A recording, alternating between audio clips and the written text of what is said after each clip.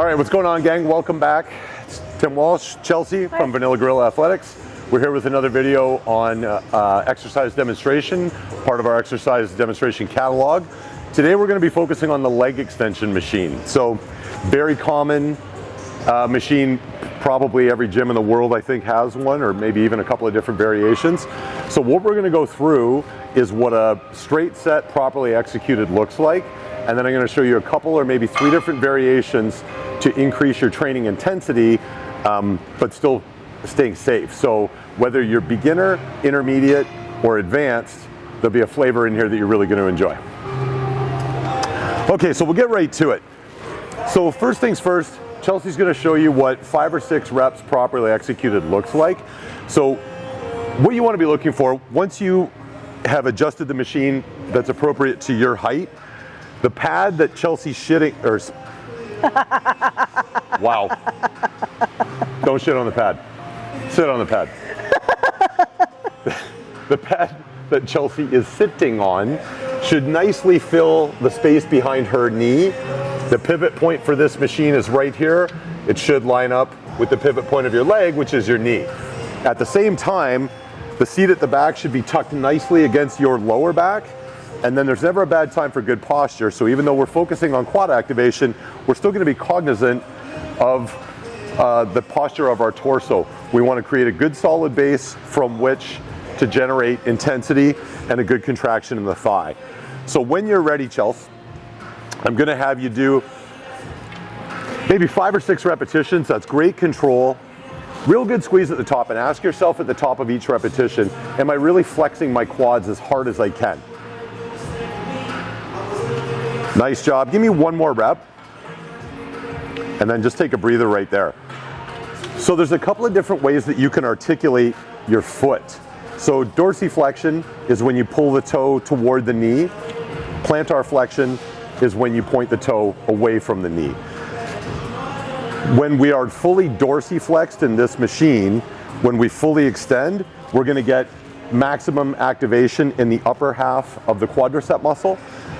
Conversely, when we're pointing the toe away, the emphasis, we still get activation all through the quad, but the emphasis is a little bit more on the vastus medialis, commonly referred to as the VMO, or the teardrop of your knee.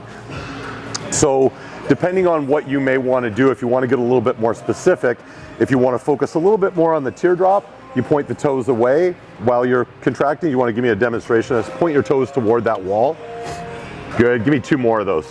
So this is creating a little bit more emphasis on the bottom half of the quad, and specifically these 2 points right in here.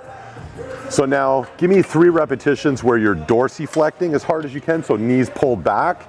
Can you feel the difference in the intensity up here? Yeah. So you're going to feel that quite a bit more in the top portion of the quad. So it's just one little trick, a way that you can articulate the foot to either emphasize the bottom half of the quad or the top half of the quad. Thanks, Jill.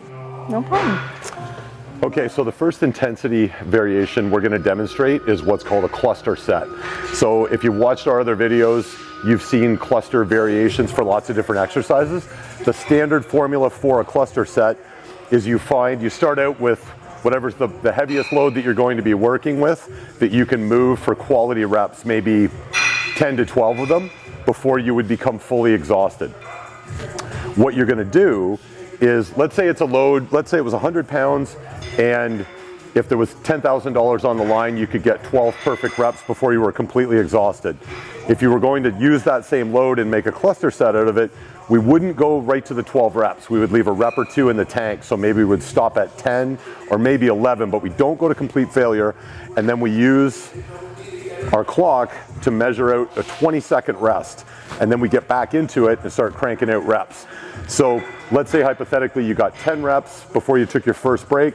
You probably get something like 6 or 7 after your first 20-second break. Then you would do another 20-second break, and then after that you go right to absolute failure. So it's leave a rep in the tank before the first break, leave a rep in the tank before the second break, and then go to absolute failure. So we'll speed things up a little during the 20-second breaks, but this is what a cluster set would look like. So just imagine that this is maybe the 12th or the 13th rep you're coming up to. Quads are getting pretty toasty, but they're not fully exhausted yet. Give me 1 more rep. Okay, put it down. So the clock's rolling for 20 seconds.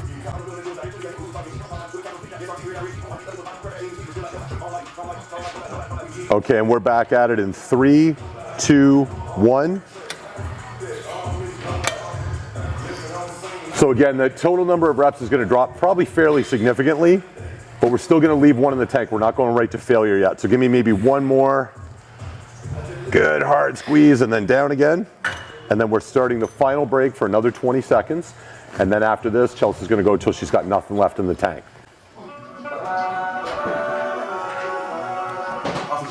Okay, we're back at it in 3, 2, 1. So now in this scenario, Chelsea might have maybe 3, 4 reps in the tank. She's going to grind out, get every repetition she possibly can until she's completely exhausted. Give me maybe one more, make it a real grinder, and boom. So essentially what we've accomplished here, again, if we go back to that initial load where maybe if all the marbles were on the table, we would get 12 repetitions. What we've ended up doing is taking that same load that we only would have gotten 12 repetitions, we got maybe 10 or 11, then we took a break, and then we got, let's say, 6 more. So that's 16 or 17 reps, and then we took another 20-second break, and then let's say we got another 5. So we're essentially, in total, we've gotten 20 to 22 reps through the cluster approach, where we would have had to stop with 12 reps at that same load. So it's a great way to increase the intensity and increase growth stimulus, but still be very, very safe. Thanks, Chelsea. No problem. Okay, so we talked about the cluster set approach. Now we're going to show you what a good, hard, standard drop set looks like. So if I was writing in my programming that I wanted my client to work up to a drop set, it would of course be their final set. So a cluster set would also be, it would be the last set of the exercise. And you certainly wouldn't do a cluster set and then follow it up with a drop set. There is such a thing as too much of a good thing. So these extra intensity approaches are intended to be used one at a time. You do one maximum effort set and then you move on to your next exercise. So let's say it was a day where the programming didn't call for a cluster set on the max effort. It was going to be a drop set. So the way that I would write it in my programming, I might say to Chelsea, if she was my client, okay, when you get to leg extension, regardless of where it is in the programming, you would start off with a load that you can get 10 reps no problem with really perfect form and a good squeeze.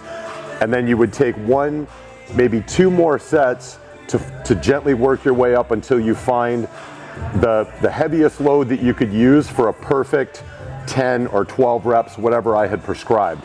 Once you find that load, let's say it's 100 pounds that you could do 12 perfect reps and the 13th one you might have had to cheat on, then that's the load that you would start the drop set with. So when it comes to choosing what load you should reduce to after you've reached failure at whatever your start load is, let's say it's 100 pounds, a general good way to look at it is about a 15% load reduction.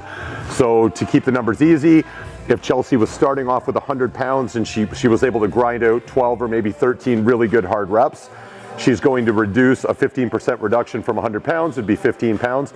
She would go down to 85 and then get right back into it. So this is important. You don't have to reduce the load as fast as you possibly can, but don't dilly-dally. This isn't a rest pause. We want however long it takes to reduce the load and then get right back into good position, and then you get right back to work. So we'll show you what that looks like in real time. Chelsea just trained legs yesterday, so this isn't actually, there's gonna be some acting done here, but really make it look like you're working hard. Give me maybe 3, 4 reps, and this would actually be like the 12th or 13th reps at that max load. So real good contractions. No matter how tired you are, you're always pursuing that maximum contraction and full range of motion. So one more rep. Real nasty squeeze, and then just quickly and comfortably load reduction, and then you're going to get right back into your office. Good hard squeeze, and generally the number of reps is going to drop. If you got, say, 13 at 100 pounds, when you get down to 85, it could be a significant reduction. You might only get 6 or 7, but whatever it is, the point is you get as many as you can, and when you're done, you're done. Awesome. That's it.